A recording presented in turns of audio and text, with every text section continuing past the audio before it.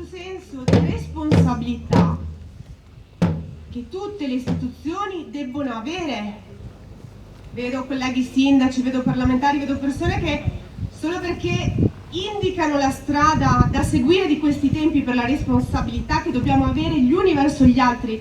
Cerimonia di Cima Grappa, una grande emozione anche quest'anno. Lei ha parlato di responsabilità quest'anno, sia dei cittadini sia delle autorità nei confronti dei cittadini, ma in particolare nei confronti della memoria. La responsabilità di continuare a onorare i nostri caduti, di venire qui, di farlo non considerandolo una vetrina, ma davvero con un sentimento di gratitudine e rispetto per coloro che qui sono sepolti. È andata di lusso proprio perché non ha piovuto, le previsioni ieri sera e anche stamattina non promettevano nulla di buono, però il Grappa non tradisce mai, almeno al mattino ci consente ogni anno di onorare i suoi caduti e venerare la sua Madonnina. Spesso questi luoghi, i luoghi della memoria, vengono custoditi dalle associazioni d'Arma, ma le associazioni d'Arma hanno problemi, diciamo, a trovare giovani volenterosi che abbiano lo stesso entusiasmo.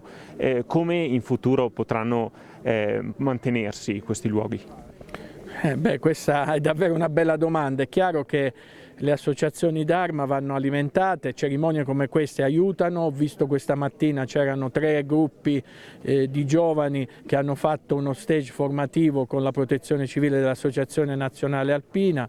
Ritengo che condividere i valori e avvicinare i giovani alle memorie sia sicuramente doveroso da parte di tutti, e in quest'ambito il Ministero della Difesa è sempre promotore, anche dal punto di vista delle risorse economiche è molto vicino alle associazioni.